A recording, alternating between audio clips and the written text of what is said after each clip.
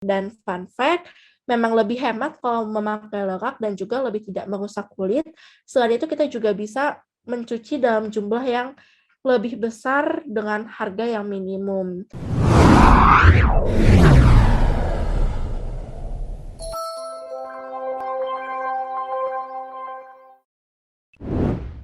Hai Sobat MI, welcome to PodMe, bukan makanan tapi podcast.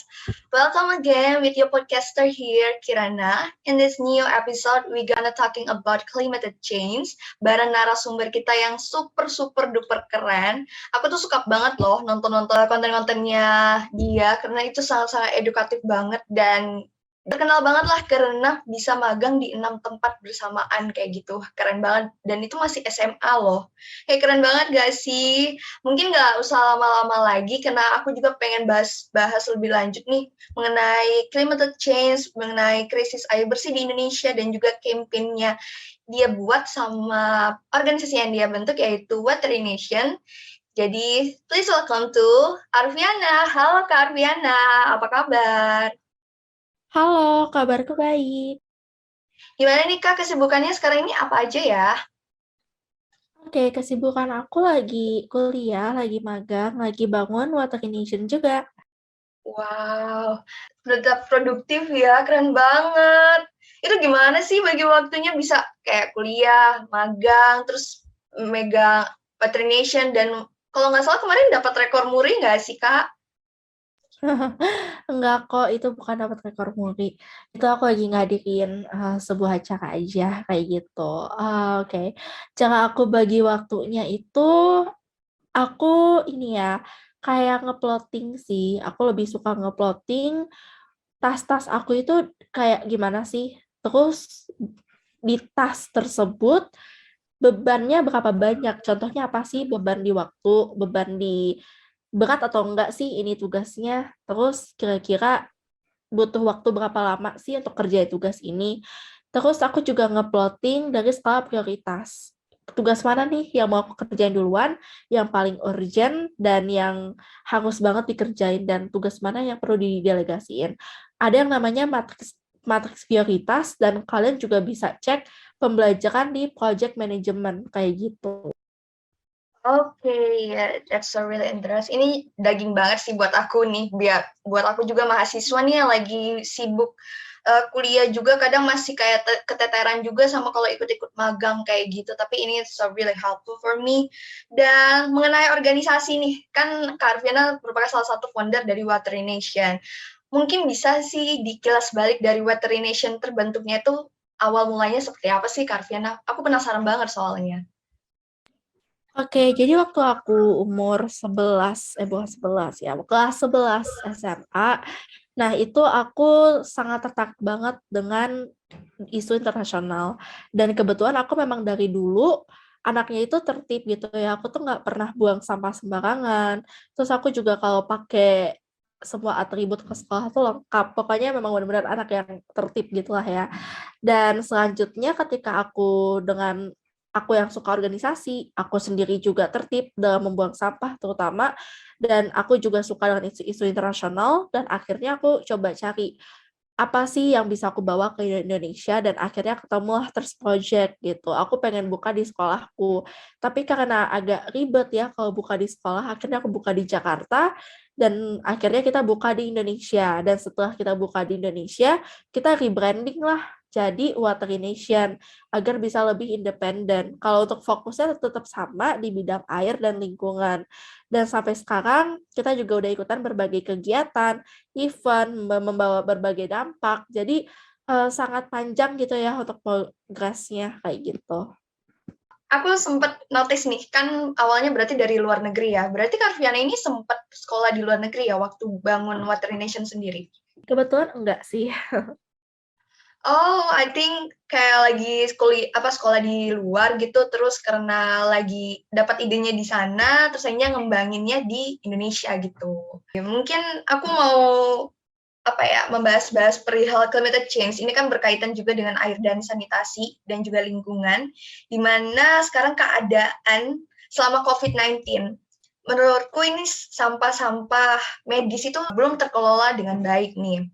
Nah, Aku pengen tahu pandangan dari Kak Arviana sendiri dan teman-teman dari Veterination mengenai sampah medis sendiri yang belum terkelola dengan baik ini seperti apa sih Kak cara penanggulanginya gitu? Tentu sedih ya kalau kita bicara soal sampah medis karena ini sangat dibutuhkan tapi juga sangat merusak lingkungan gitu. Jadi istilahnya bagai buah si malakama kalau kata pepatah. Nah, dengan keprihatinan ini sebenarnya banyak sekali ya solusi-solusi yang ditawarkan oleh para pendiri-pendiri gitu ya dengan otak-otak founder-founder startup. Tapi sayangnya belum ada nih yang efektif untuk diimplementasikan. Mungkin udah ada, tapi belum terjangkau secara luas seperti itu. Nah, oleh itu, mungkin kalau yang mendengar podcast ini, aku men-encourage untuk ayo coba diperluas lagi dampaknya gitu ya, karena memang butuh sekali untuk pengolahan limbah masker. Dan selanjutnya juga, cara kita menanggulangi ya sebagai individu, mungkin di rumah aja itu adalah solusi yang terbaik. Dan yang kedua, kalau memang perlu untuk keluar, pakailah masker medis disertai masker kain. Jadi memang lebih meminimalisir ya untuk polusi-polusi dan juga virus yang menyebar gitu. Terus selanjutnya juga dari pihak founder, tadi aku udah bilang untuk memperluas marketnya, mungkin dari pihak yang lainnya ya, siapa tahu ada inovasi untuk masker eco-friendly yang ada daya saringnya juga terhadap virus atau filternya, tapi juga bisa eco-friendly terhadap lingkungan kayak gitu. Ini benar banget sih. Menurut aku ini sebenarnya sampah yang ada di lingkungan kita sekarang ini bukan hanya sampah dari medis, tapi melainkan beberapa brand-brand juga gitu. Dan di mana beberapa brand di Indonesia sendiri juga udah menggunakan campaign mereka untuk menggunakan packaging mereka yang daur ulang gitu untuk meminimalisir adanya climate change sendiri gitu. Mungkin tapi beberapa brand sendiri itu belum maksimal gitu. Dan juga sebenarnya kita nggak menyalahkan dari brandnya sendiri, tapi secara dari lingkungan masyarakat juga sih. Karena kita kan di sini yang bergerak bukan hanya satu atau dua orang pemimpin besar, tapi juga masyarakatnya juga perlu turut andil gitu ya Kak, untuk memilah sampah sendiri. Apalagi kita ini Indonesia merupakan negara yang paling banyak menyumbangkan sampah gitu. Nah, kalau melihat dari Veterination sendiri kan ini fokusannya ke poin SDG nomor 6 ya. Menurut Kak Arviana nih, dari target-target yang ada yang telah ditetapkan di SDG nomor 6 sendiri, itu dari Veterination ini udah berapa persen nih Kak mengimplementasikan ke masyarakat sendiri? Gimana? Oke, nah SDG nomor 6 di Indonesia sendiri kan ada kaitannya ya dengan Bappenas kayak gitu. Kalau kita lihat dari website SDG nomor 6 itu sudah cukup banyak sekali indikatornya dan cukup memadai dari tingkat persentasenya untuk seluruh Indonesia. Dan selanjutnya kalau dari kita sendiri untuk kontribusinya, tentu kita masih dalam tahap nih untuk pengembangan dari skala produk maupun market. Tapi yang tentu yang kita pastikan adalah kita lagi bangun awareness dulu untuk generasi muda agar tidak mensebelah matakan isu air. Karena memang banyak dari mereka yang masih menggaungkan isu sampah-sampah dan climate lainnya. Sementara kalau air itu masih nanti-nanti gitu ya istilahnya, padahal air juga penting kayak gitu. Benar banget, kita perlu adanya awareness juga sih.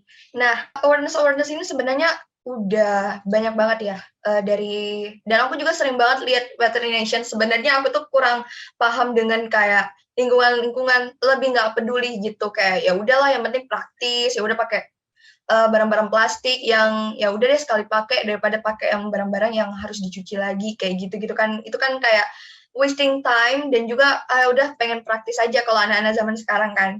Nah, tapi dari Veterination aku belajar banyak hal karena di sana mereka di Instagram Veterination itu memuat informasi yang banyak banget dan bagaimana sih cara-cara kita mengatasi lingkungan-lingkungan sekitar kita itu tetap terjaga gitu lingkungannya.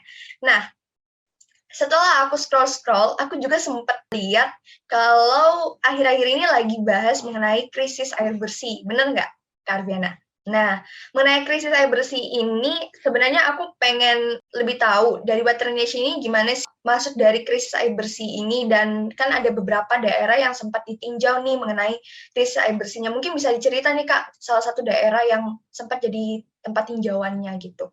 Oke, ada banyak sekali ya, dan kita itu ada beberapa riset, yaitu riset dari media pemberitaan dan ada juga riset dari laporan yang kita terima. Nah, dari dua hal ini, kalau untuk dari media pemberitaan sendiri, kita itu menemukan daerah di Cibarusah. Nah, di Cibarusah ini sebenarnya udah ada ya untuk seperti penampungan air yang dibangun oleh daerah setempat. Nah, selanjutnya juga ada beberapa bantuan dari LSM, CSR yang memberikan dirijen-dirijen air. Tapi menurut kami masih kurang efektif nih kalau masih merasakan kekeringan juga. Dan selanjutnya ada di Bogor. Bogor ini kita dapat laporan ya. Nah, laporan ini kita sedang tindak lanjuti dan kita riset, kira-kira kenapa ya air di sumber mata air, dekat sumber mata air gitu ya di Bogor, di daerah Cijeruk, kan itu dekat Gunung Salak, sumber mata air. Nah, kenapa sekarang sungainya sudah mulai keruh, sudah mulai kotor.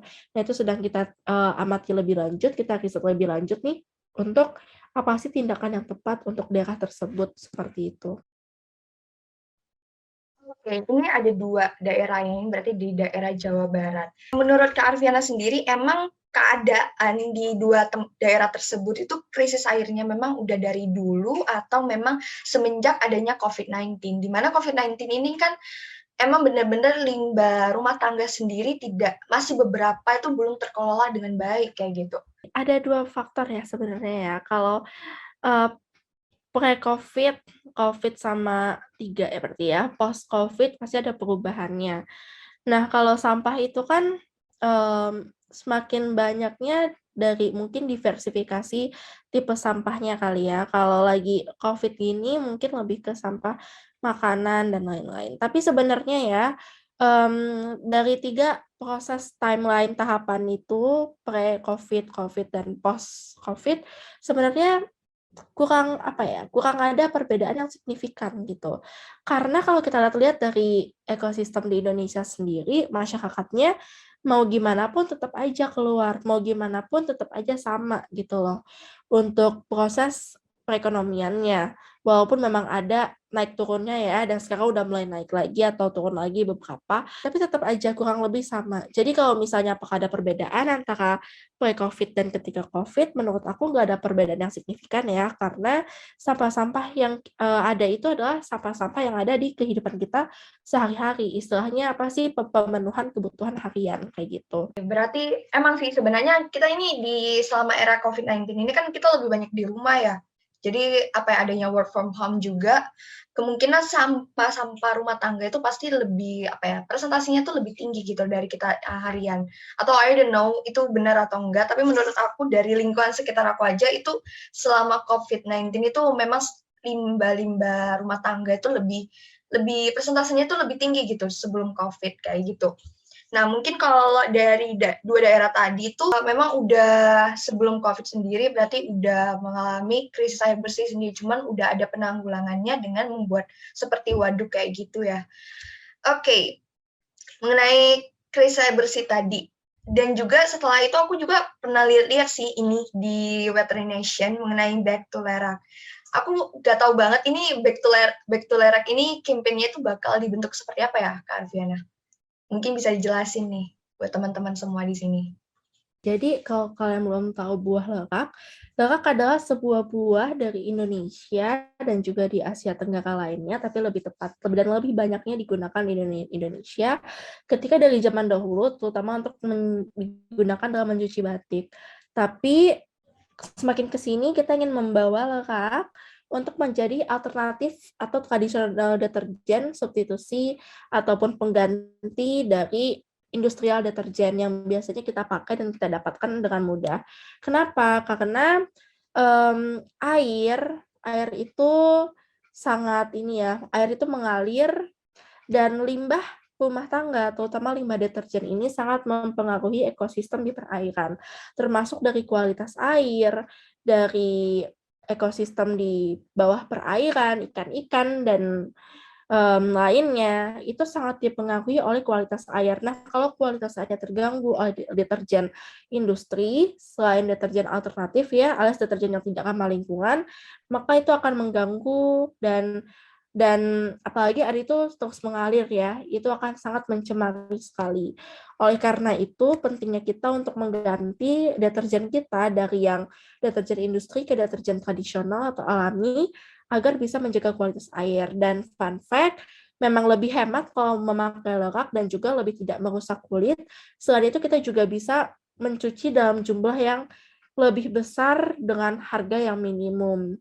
Dan banyak sekali penelitian dan jurnal yang dapat dibaca tentang lerak ya. Jadi ini memang aman, eco-friendly, dan bisa digunakan untuk mencuci. Jadi jangan takut, jangan ragu untuk menggunakan lerak sebagai bahan untuk mencuci. Dan selanjutnya, untuk saat ini kita sudah meraih banyak sekali anak-anak muda dan mereka dengan senang hati membuka chapter-chapter ya di 5 tempat, itu ada di Bali, Jakarta, Jawa Tengah, Jawa Timur, dan Banten, dan mereka turut menyebarkan, mempromosikan lerak menjadi agent of change di daerahnya masing-masing. Wow, ini udah keren banget sih. Udah sampai 5 daerah nih yang udah mencakup untuk back to lerak sendiri. Dan ini informasi yang sangat-sangat insightful juga buat aku, dan aku mikirnya lerak itu hanya untuk kayak menekannya itu tingkat keefektivitasnya itu nggak terlalu tinggi, tapi ternyata benar-benar bisa menggantikan dari fungsi dari deterjen sendiri. Dan aku juga mikirnya deterjen itu tidak ada pengaruhnya gitu buat lingkungan sendiri, ternyata itu ada pengaruhnya gitu ya. Oke, aku mau tanya sih ini dari teman-teman MI mau bertanya perihal bagaimana sih penyuluhan pengguna lerak ini pada masyarakat. Di mana tadi kan udah sampai di 5 daerah, dan sekarang untuk next step-nya nih, Kak Rufiana ini sekarang udah masuk di beberapa daerah lagi nggak? Ya, untuk next step-nya sendiri tentunya akan terus berjalan ya, sampai seiringnya waktu dan sampai memang ada awareness nih dari pihak pemerintah, dari pihak pemilik usaha, dan kita juga ingin memberikan dampak kepada UMKM setempat. Dan awareness juga agar anak-anak muda lebih banyak sekali ya yang menggunakan lerak. Indikatornya apa? Dengan mereka memberitakan kita melalui postingan-postingan mereka, dan bagaimana mereka bisa menggunakan lerak ini before after penggunaannya, seperti itu. Oke, berarti ini memang udah dicanangkan untuk di beberapa, kalau bisa di seluruh Indonesia dan juga bisa sampai mendunia nih. Nah, aku mau tanya nih, kan ini kan sebenarnya lerak ini kan dari buah ya, dan sementara ini dari Water Nation dan juga beberapa teman-teman lainnya yang udah melakukan penggunaan dari lerak sendiri ini, emang apakah digunakan dalam utuh seperti buah atau memang dibentuk sebagai kayak produk sabun batangan or something kayak gitu, Kak? Sebenarnya banyak banget ya yang bisa dipakai, ada yang bentuknya buah, yang harus kalian olah dulu, misalnya direndam selama semalam, 2 malam gitu ya, atau direbus dulu, lalu diolah untuk menjadi deterjen. Lalu yang kedua ada juga yang bentuknya batangan atau cair, yang bisa digunakan juga untuk mencuci pakaian, piring, ataupun mencuci hal-hal lainnya seperti itu. Jadi apapun bentuknya, selama kandungannya lerak dan busanya itu dari saponinnya si lerak ini, itu masih oke, apapun bentuknya. Ini ternyata lerak ini sangat-sangat membantu banget di lingkungan rumah tangga nih untuk pengganti sabun dan deterjen juga nih. Ini bagus banget sih buat meminimalisir lah, dan juga menurutku bukan hanya untuk eco-friendly ya, tapi juga bisa sangat ramah gitu di dompet, soalnya kan lebih murah dan juga lebih mudah gitu loh untuk pengolahannya. Dan aku mau tanya lagi satu nih dari Sobat MI juga, berapa sih persen tingkat keefektifan penggunaan lerak sendiri nih buat teman-teman Water Nation selama melakukan riset sendiri gitu? Oke, keefektivitasan dalam apa nih? Dalam mencuci atau keefektivitasan dalam kampanye atau keefektivitasan dari pengguna-penggunanya nih harus didefinisikan dulu. Tapi kalau dari Water Nation ini sangat efektif dalam kita menggaungkan kampanye seperti melempar batu ya, kena dua burung sekaligus gitu. Jadi LERAK ini bisa untuk memberikan awareness terhadap permasalahan air bersih dan juga untuk menjaga lingkungan gitu. Jadi dua hal ini kita gabung jadi kampanye di Back to LERAK kayak gitu. Keren banget sih. Mungkin aku bakal kayak ngajak juga nih buat teman-temanku, kita anak-anak kos buat pakai lerak juga biar kita lebih hemat juga kan. Selain itu juga bisa menjaga lingkungan juga kan untuk mengganti sabun dan juga deterjen sendiri, sabun pencuci piring dan juga sabun cuci baju kayak gitulah. Tadi kita udah bahas-bahas tentang lerak dan juga aku mau tanya-tanya perihal Veterination kembali sih. Sebenarnya Veterination ini buka-buka kayak volunteer atau kayak open staff gitu nggak sih, Karviana? Soalnya mungkin aku bisa join juga nih di Veterination kayak gitu. Kita pastinya buka ya. Nah, itu tinggal kalian drop aja resume-nya. Linknya itu ada di salah satu postingan kita. Dan ada juga beberapa pilihan ya. Ada yang volunteer, ada juga yang paid opportunity. Nah, itu bisa kalian cek kayak gitu.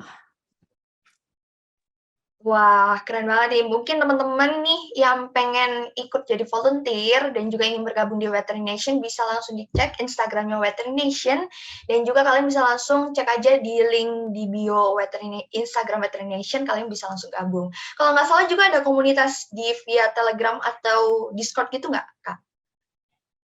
Iya, betul. Nah, itu boleh banget kalian untuk gabung ya, biar bisa terkoneksi juga dengan member yang lain.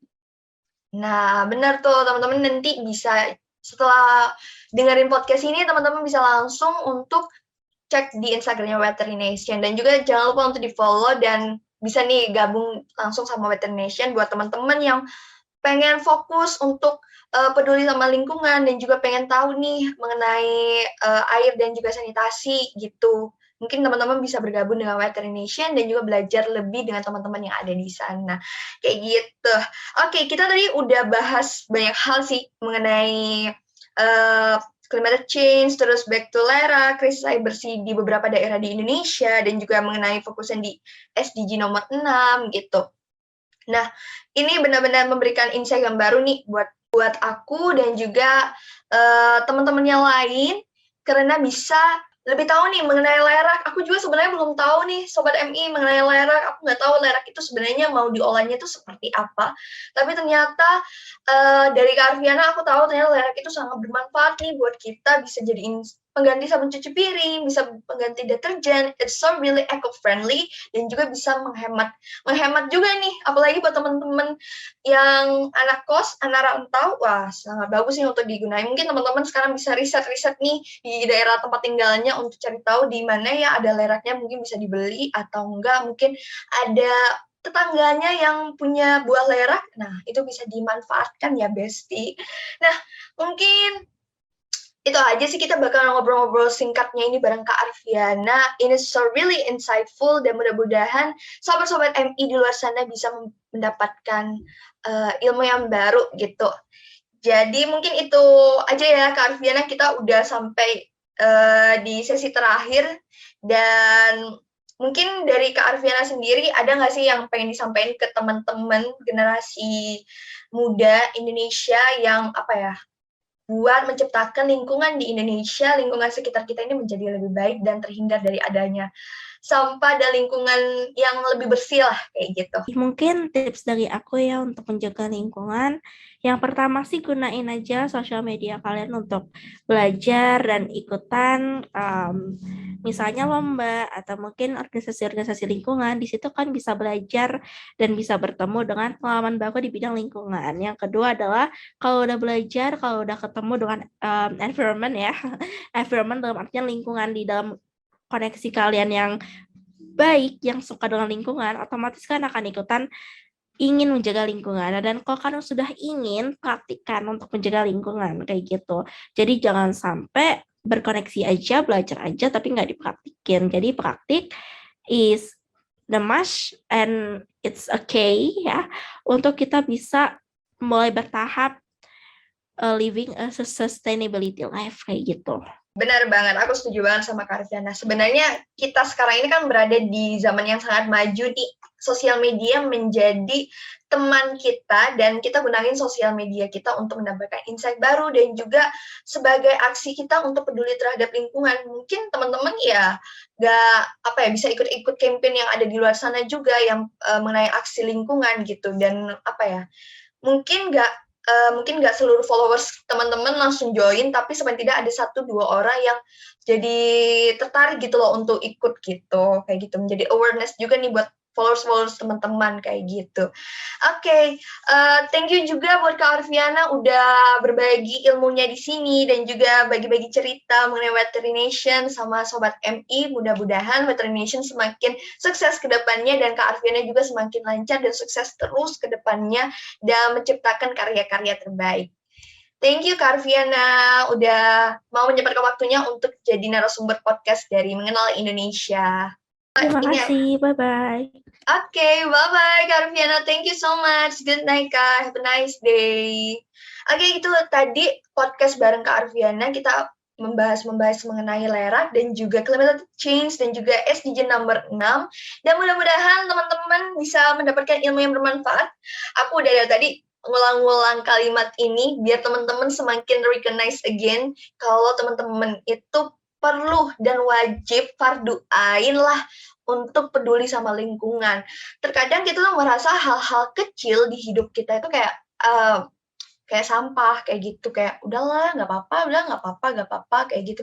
Tapi ternyata itu sangat berpengaruh buat lingkungan kita kayak gitu. Dan mudah-mudahan teman-teman bisa memberikan aksi-aksi lingkungan yang baik kepada orang-orang di sekitarnya dan juga diri sendiri kayak gitu. Kita sebagai generasi muda bangsa Indonesia tentunya kita nggak mau kan hidup di masa depan hidup dengan dikelilingi penuh sampah, bau kayak gitu nggak mau kan, dan lingkungan kita yang udah kotor, yang udah tidak terlindungi kembali, kan kita nggak mau. Makanya dari sekarang kita harus menjaga lingkungan sekitar kita. So, that's the end of our podcast today. Thank you so much to hearing this podcast. Mudah-mudahan teman-teman senang untuk dengerin podcast ini. Dan jangan lupa untuk di-like, comment, and subscribe. Dan jangan lupa untuk follow juga akun Instagram dari Mengenal Indonesia, TikTok Mengenal Indonesia, dan juga LinkedIn and Twitter. And see you on next episode. Bye-bye, Sobat MI.